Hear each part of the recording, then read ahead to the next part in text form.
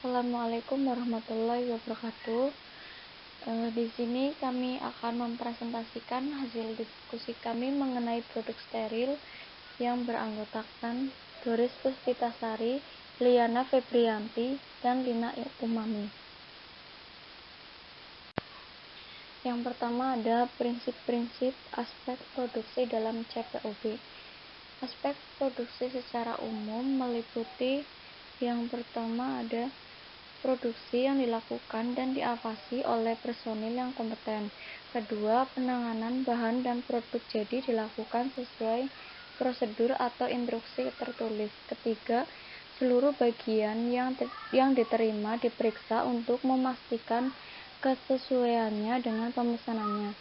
Keempat, kerusakan wadah dan masalah lain yang merugikan mutu bahan harus diselidiki, dicatat, dan dilaporkan kepada bagian pengawasan mutu. Kelima, bahan yang diterima dan produk jadi hendaklah dikarantina secara fisik atau administratif. Keenam, produk antar dan produk ruahan yang diterima hendaklah ditangani seperti penerimaan bahan awal. Ketujuh, semua bahan dan produk jadi hendaklah disimpan secara teratur pada kondisi yang disarankan dan diatur agar ada pemisahan antar batch dan memudahkan rotasi stok. 8. Pemeriksaan jumlah hasil nyata dan rekonsilisasinya dilakukan sedemikian untuk memastikan tidak ada penyimpangan dari batas yang ditetapkan. 9. Pengolahan produk yang berbeda hendaklah tidak dilakukan bersamaan. 10. Setiap tahap pengolahan produk dan bahan. Selanjutnya yaitu bahan awal. Pengadaan bahan awal hendaklah hanya dari pemasok yang telah disetujui dan memenuhi spesifikasi yang relevan. Semua penerimaan, pengeluaran, dan jumlah bahan tersisa hendaklah dicatat. Catatan hendaklah berisi keterangan mengenai pasokan, nomor batch atau lot, tanggal penerimaan atau penyerahan, tanggal pelulusan, dan tanggal kadaluarsa bila ada. Bahan awal yang diterima hendaklah dikarantina sampai disetujui dan diluluskan untuk pemakaian oleh Kepala Bagian Pengawasan Mutu. Bahan awal di area penyimpanan hendaklah diberi label yang tepat. Label hendaklah memuat keterangan paling sedikit sebagai berikut. Yang pertama, nama bahan dan bila perlu nomor kode bahan. Yang kedua, nomor batch atau kontrol yang diberikan pada saat penerimaan bahan. Yang ketiga, status bahan, misalnya karantina, sedang diuji, diluluskan, dan ditolak. Kemudian yang keempat, tanggal kadaluarsa atau tanggal uji ulang bila perlu. Yang kelima, jika digunakan sistem penyimpanan dengan komputerisasi yang divalidasi lengkap, maka semua keterangan di atas tidak perlu dalam bentuk tulisan yang terbaca pada label. Kemudian validasi proses. Studi validasi hendaklah memperkuat pelaksanaan CPOB yang dilakukan sesuai dengan prosedur yang telah ditetapkan. Kemudian pada hasil validasi dan kesimpulan hendaklah dicatat. Sebelum suatu prosedur pengolahan induk diterapkan, hendaklah diambil langkah untuk membuktikan pada prosedur tersebut cocok untuk pelaksanaan produk rutin dan bahwa proses yang telah ditetapkan dengan menggunakan bahan dan peralatan yang telah ditentukan akan menghasilkan produk yang memenuhi persyaratan mutu. Perubahan yang berarti dalam proses, peralatan atau bahan hendaklah disertai dengan tindakan validasi ulang untuk menjamin bahwa perubahan tersebut akan ditetapkan menghasilkan produk yang memenuhi persyaratan mutu. Hendaklah secara rutin dilakukan validasi dan atau peninjauan ulang secara kritis terhadap proses dan prosedur produksi untuk memastikan bahwa proses dan prosedur tersebut tetap mampu memberikan hasil yang diinginkan. Kemudian pencegahan pencemaran silang. Resiko pencemaran silang dapat timbul akibat tidak terkendalinya debu, gas uap, percikan atau organisme dari bahan atau produk yang sedang diproses, dari sisa yang tertinggal pada alat dan pakaian kerja operator. Di antaranya pencemaran yang paling berbahaya adalah bahan yang dapat menimbulkan sensitivitas kuat, preparat biologis yang mengandung mikroba hidup, hormon tertentu, bahan sitotoksik, dan bahan lain berpotensi tinggi. Produksi yang paling terpengaruh oleh pencemaran yaitu sediaan penghamparan, sediaan yang diberikan dalam dosis besar atau sediaan yang diberikan dalam jangka waktu yang panjang. Selanjutnya, pada pencemaran, silang hendaklah dihindari dengan tindakan teknis atau pengaturan yang tepat. Misalnya, produksi di dalam gedung yang terpisah. Kemudian tersedia ruang penyangga udara dan penghisap udara. Ketiga, memperkecil risiko pencemaran yang disebabkan oleh udara yang disirkulasi ulang. Kemudian, memakai pakaian pelindung yang sesuai di area di mana produk yang berisiko tinggi terhadap pencemaran silang yang diproses. Melaksanakan prosedur pembersihan dan dokumentasi yang terbukti efektif, karena pembersihan alat yang tidak efektif umumnya merupakan sumber pencemaran silang. Menggunakan sistem self-contained, kemudian pengujian residu dan menggunakan label status kebersihan pada alat. Kemudian sistem penomoran batch atau lot yang digunakan pada tahap pengelolaan dan tahap pengemasan hendaklah saling berkaitan. Sistem penomoran batch atau lot hendaklah menjamin bahwa nomor batch atau lot yang sama tidak dipakai secara berulang. Alokasi nomor batch atau lot hendaklah segera dicatat dalam satu buku log. Catatan tersebut hendaklah mencakup tanggal pemberian nomor, identitas produk, dan ukuran batch atau lot yang bersangkutan.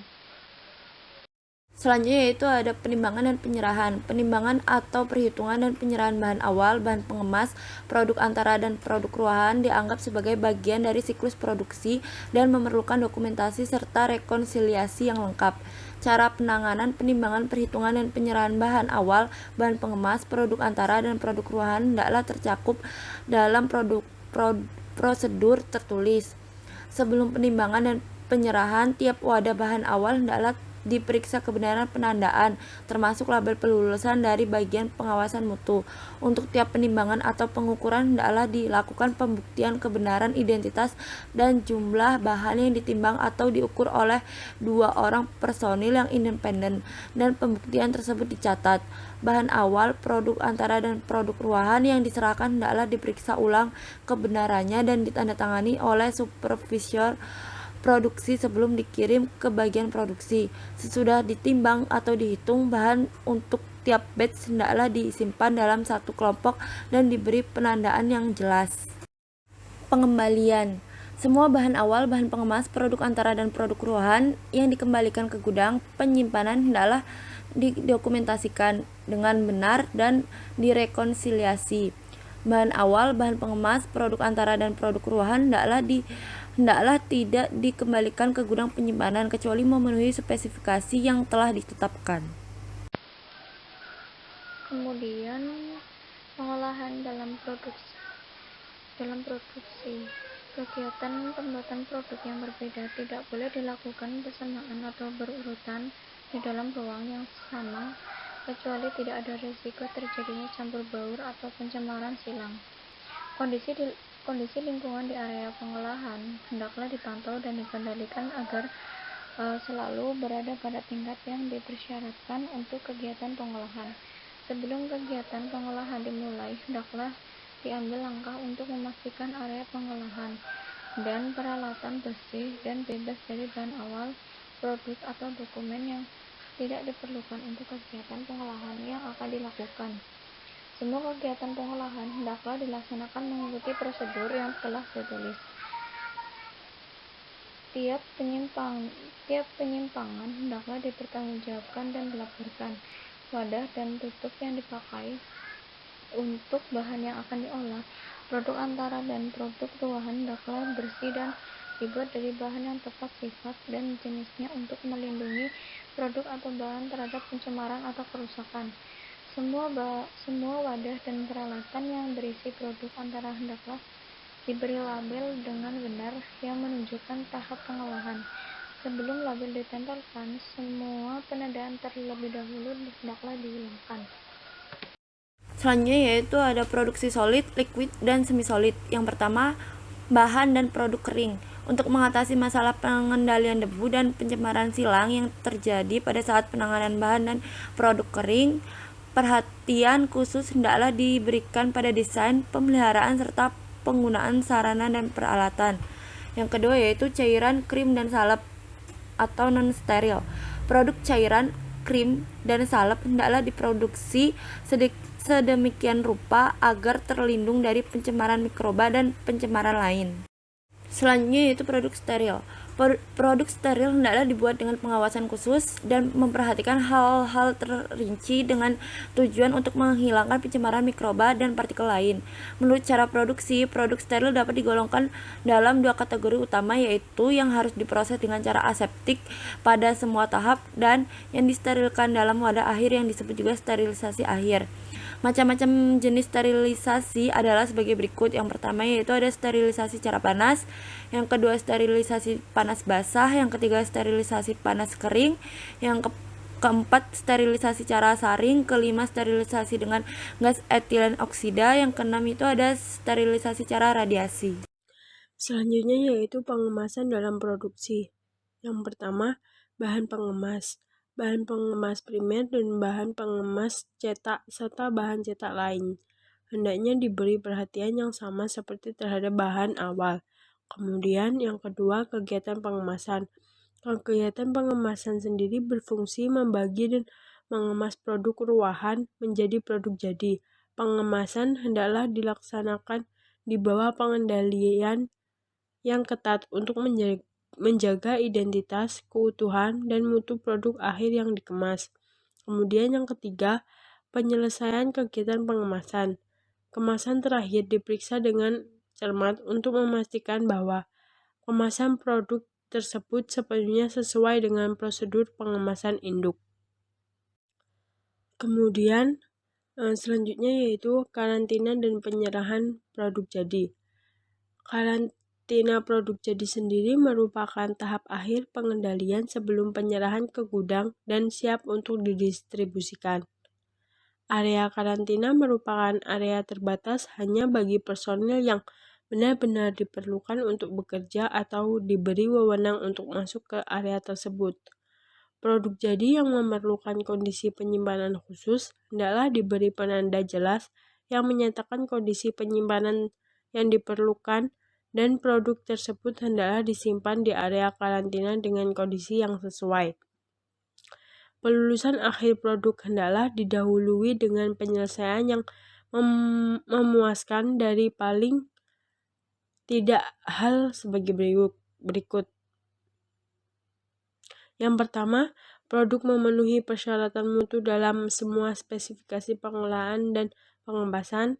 Kedua, sampel pertinggal dari kemasan yang dipasarkan dalam jumlah yang mencukupi untuk pengujian di masa mendatang. Kemudian yang ketiga, pengemasan dan penandaan memenuhi semua persyaratan sesuai hasil pemeriksaan oleh bagian pengawasan mutu. Keempat, rekonsiliasi bahan pengemas cetak dari bahan cetak dapat diterima. Kemudian yang kelima, produk jadi yang diterima di area karantina sesuai dengan jumlah yang tertera pada dokumen penyerahan barang. Catatan dan pengendalian pengiriman obat. Sistem distribusi hendaklah menghasilkan catatan sedemikian rupa sehingga didistribusi tiap batch atau lot obat dapat segera diketahui untuk mempermudah penyelidikan atau penarikan kembali jika diperlukan. Prosedur tertulis mengenai distribusi obat hendaklah dibuat dan dipatuhi. Penyimpangan terhadap konsep first in first out atau first expire first out hendaklah hanya diperbolehkan untuk jangka waktu yang pendek dan hanya atas persetujuan pimpinan yang bertanggung jawab. Kemudian penyimpanan bahan awal, bahan pengemas, produk antara, produk ruahan, dan produk jadi. Semua bahan dan produk hendaklah disimpan secara rapi dan teratur untuk mencegah risiko campur baur atau pencemaran, serta memudahkan pemeriksaan dan pemeliharaan. Bahan dan produk hendaklah disimpan dengan kondisi lingkungan yang sesuai. Penyimpanan yang memerlukan kondisi khusus hendaklah disediakan. Penyimpanan di luar gedung diperbolehkan untuk bahan yang dikemas dalam wadah yang kedap, misalnya drum logam, dan mutunya tidak terpengaruh oleh suhu atau kondisi lain.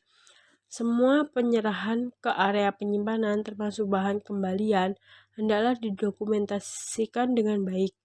Tiap batch bahan awal, bahan pengemas produk antara, produk ruahan dan produk jadi yang disimpan di area gudang hendaklah mempunyai kartu stok. Kartu stok tersebut hendaklah secara periodik direkonsiliasi dan bila ditemukan perbedaan hendaklah dicatat dan diberikan alasan bila jumlah yang disetujui untuk pemakaian berbeda dari jumlah pada saat penerimaan atau pengiriman. Hal ini hendaklah didokumentasikan dengan penjelasan tertulis. Terima kasih. Sekian untuk presentasi dari kelompok kami.